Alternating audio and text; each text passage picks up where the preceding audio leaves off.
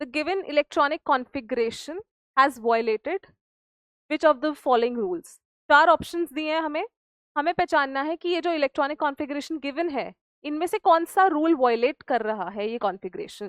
ठीक है, तो अब इसे आइडेंटिफाई करना है। पहले तो let's make it L, N plus L rule. ठीक है, ये गलती से आई थिंक मिसप्रिंट हो गया 111, तो दिस इज थोड़ा सा टाइपो एरर, तो इसको 1 कर लेना है। ठीक है, एल कर लेना है, सॉरी 1 को एल बना लेना है, एन प्लस एल रूल है। ओके, तो अभी कॉन्फ़िगरेशन देखते हैं। देखो एक्चुअली में ये सही है, ये सही है, यहाँ पे देखो कुछ गड़बड़ नजर आ रही है।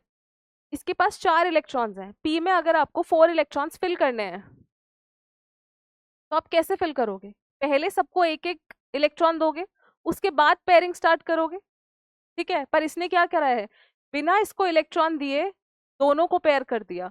इसके पास तो कोई इलेक्ट्रॉन गया ही नहीं, तो ये कौन से रूल का वायलेशन है? हंस रूल ऑफ मैक्सिमम मल्टीप्लिसिटी। हंस rule of maximum spin multiplicity का वायलेशन है ये। क्योंकि हंस क्या बोलता है? हंस बोलता है कि इलेक्ट्रॉन्स को किसी भी सबशेल में कैसे फिल करना होता है हमें, इन द वे कि उसका स्पिन जो आए वो मैक्सिमम आए। ठीक है, तो पहले सारे अनपेयर्ड इलेक्ट्रॉन्स एक एक ऑर्बिटल में भरो, उसके बाद उनकी पेयरिंग स्टार्ट करनी है। तो ये तो वायलेट होता हुआ नजर आ रहा है।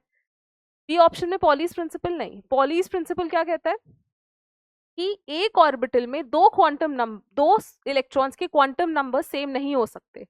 यानी कि इस इलेक्ट्रॉन का अगर n सेम है, l सेम है, n सेम है, तो s को तो अलग होना ही पड़ेगा। ठीक है, तो all 4 quantum numbers for the 2 electrons can not be same, one of the quantum number has to be different. तो अगर आपने एक इलेक्ट्रॉन को ऐसे फिल करा है तो दूसरे को ऐसे फिल करना ही पड़ेगा to change the spin quantum number, क्योंकि बाकी सब तो सेम है एक ऑर्बिटल में। ठीक है, अगर मैंने किसी एक सबशेल के इस ऑर्बिटल में 2 इलेक्ट्रॉन्स फिल करे हैं तो इनका n l m naturally same होगा, बस डिफरेंट क्या हो जाएगा, इनका स्पिन। तो ये तो सब फॉलो हो रहा है, इसका तो वायलेशन नहीं है। ऑफ बॉ प्रिंसिपल, ऑफ बॉ प्रिंसिपल क्या कहता है? n plus L rule.